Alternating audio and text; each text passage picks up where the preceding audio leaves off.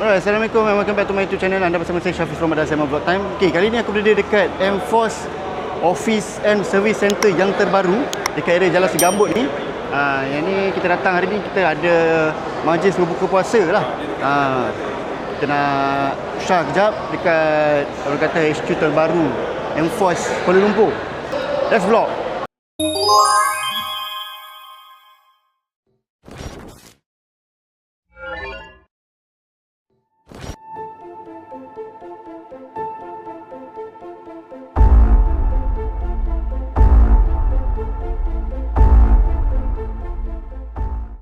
Alright, so kalau kau tengok sini, ni adalah showroom M-Force. Kita ada W Motor, kita ada Motor Morini, QJ Motor, CF Motor, Ziho, Eric, Vogue, SYM, Benda, Kiwi, Benelli, Easy. And then kita ada X-Wage. And then last belakang tu aku tak perasan apa nama dia.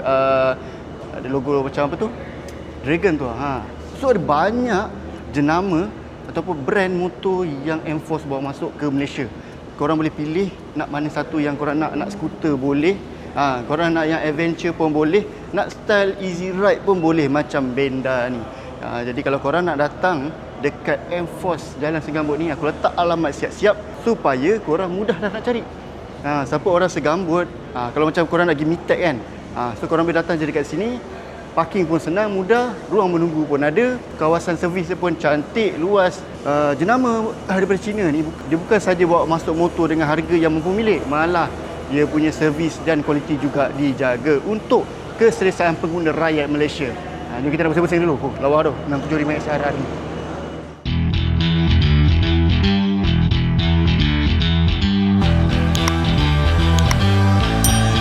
Pelumba Motosikal Negara, iaitu Saudara Azlan Shah dan Saudara Arizan Tandi.